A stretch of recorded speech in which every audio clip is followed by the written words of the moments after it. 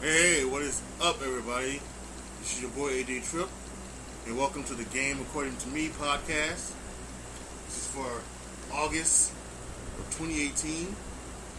And so as we get into August, we know it's football season. Football season is it's incredible. So glad football is back. We're gonna be talking a lot of football these next few months, and it's so incredible. Watch some preseason stuff. Of course, we're gonna watch Hard Knocks. Because I was a bit because of Hard Knocks, I was actually very on the Cleveland Browns. I was like, you know what? I think the Cleveland Browns are gonna be maybe one of my sleeper teams.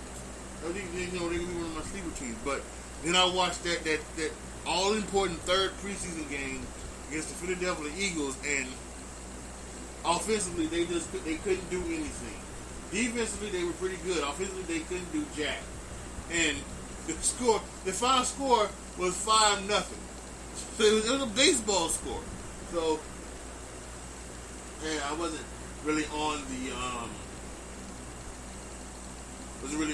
the team anymore after that. So, by the way, just let you guys know, over on my YouTube channel, AJ Trip, next week will be I will have my preview of the National Football League 2018-2019 season. So you'll want to go over there and check it out. It's going to be very, very interesting. I think you guys are going to enjoy it.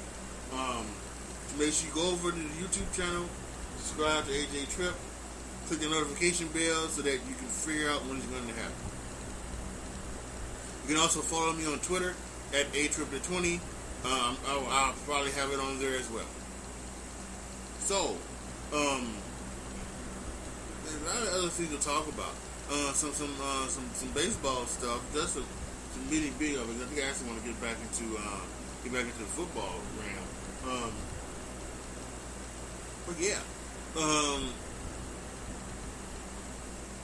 some major things happening earlier this month with Ronald Acuna of the Atlanta Braves being, he hit like home runs in like 6 consecutive days, and then the pitcher for the Marlins, Urena, he threw at him and hit him, and then they came back a week later and they threw at him again. So a little bit of a rivalry there, a little bit of a rivalry starting in baseball. We just had like some major things. Daniel Murphy was traded to my Cubs earlier this month, and then just yesterday, McCutcheon was traded to the Yankees from the San Francisco 49ers. See, I'm talking about the 49ers from the San Francisco Giants.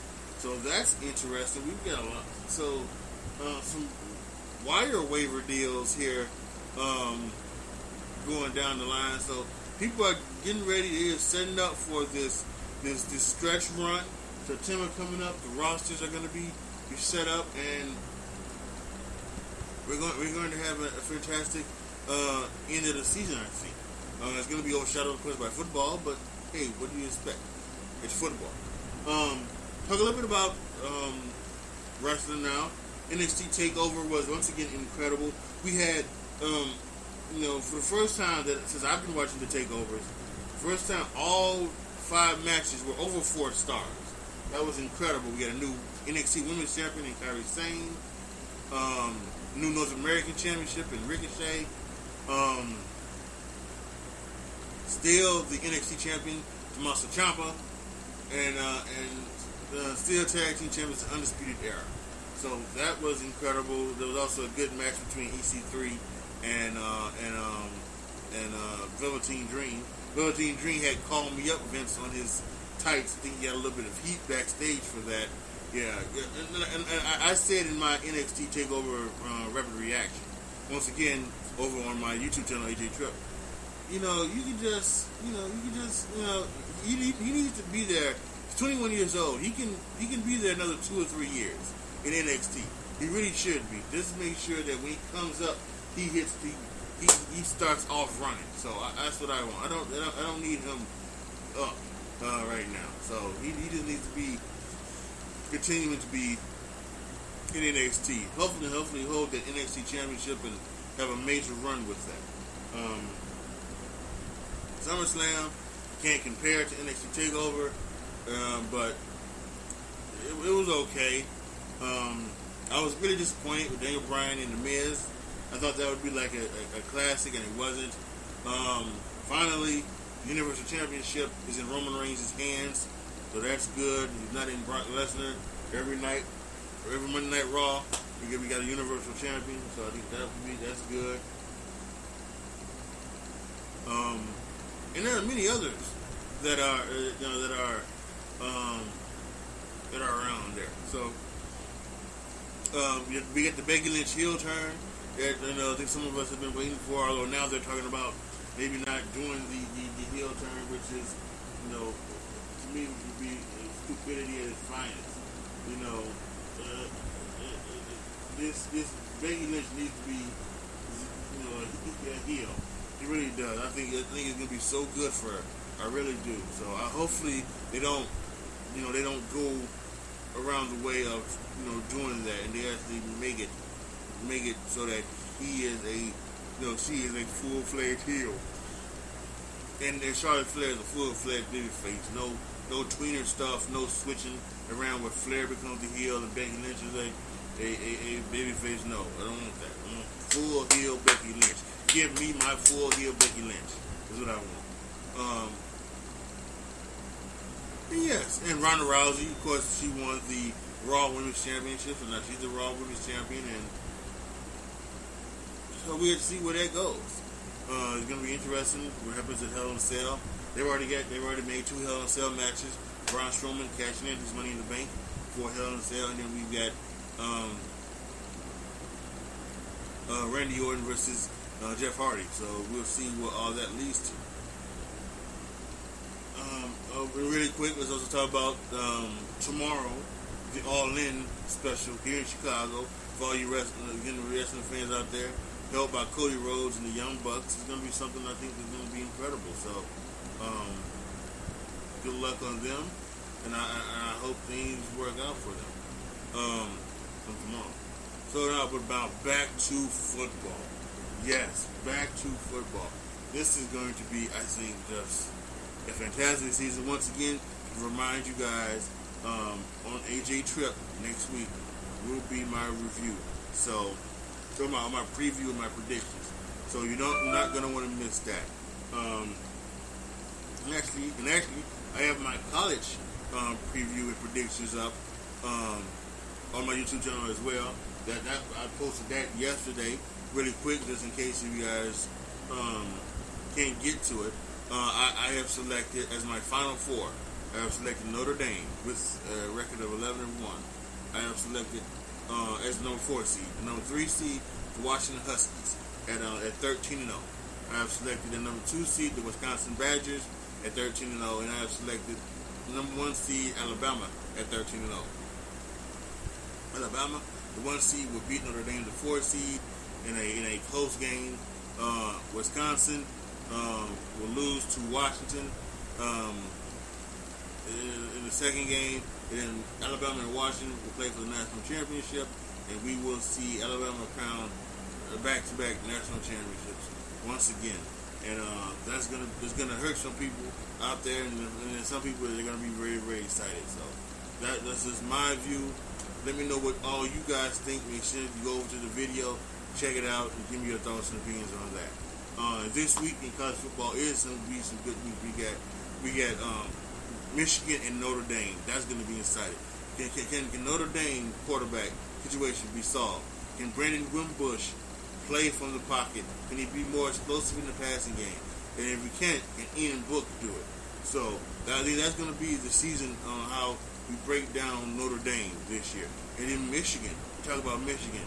Do they finally have their quarterback in Shea Patterson, transfer from Ole Miss? Can Shea Patterson be the guy that leads Michigan of the doldrums and into the echoes?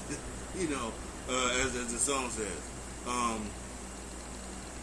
So it's going to be fascinating. I am hoping that, as a Notre Dame fan, I'm hoping that if they do lose, if it's that one loss, that it's a very, very close loss, and that and then Notre Dame can stop off for a run and go all the way to the playoff like I predicted. Washington and Auburn is going to be a fantastic game.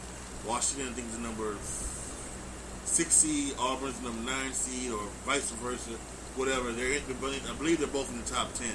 That's going to be fantastic. And if Washington is going to make the final, I predicted Washington making the college football playoff at 13-0.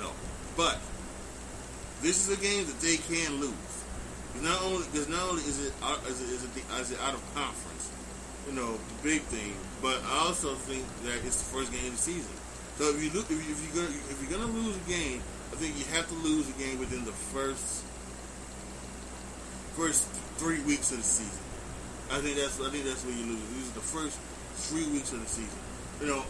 Unless you're someone like Alabama, who we saw last year, who lost at the end of the year and still made the playoff, or someone who I could be predicting, what's his face, Notre Dame.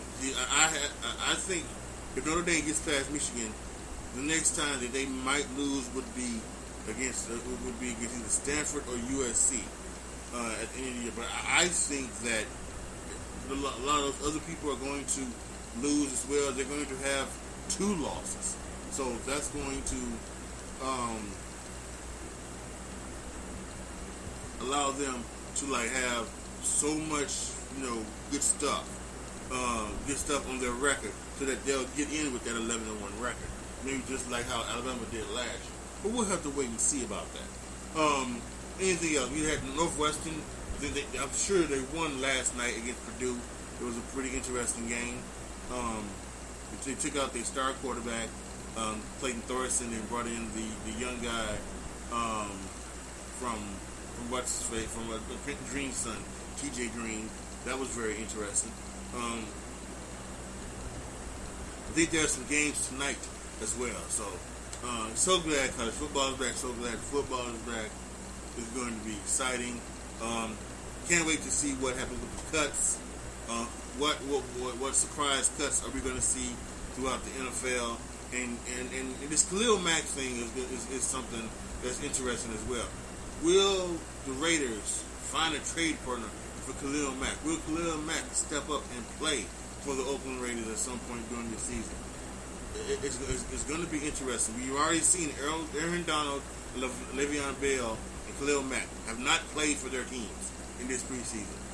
So it's going to be interesting to figure out when that happens. So I'm going to like that. It's going to be fantastic, and I just can't wait, y'all. This is so good. I'm so happy football back. I am so happy.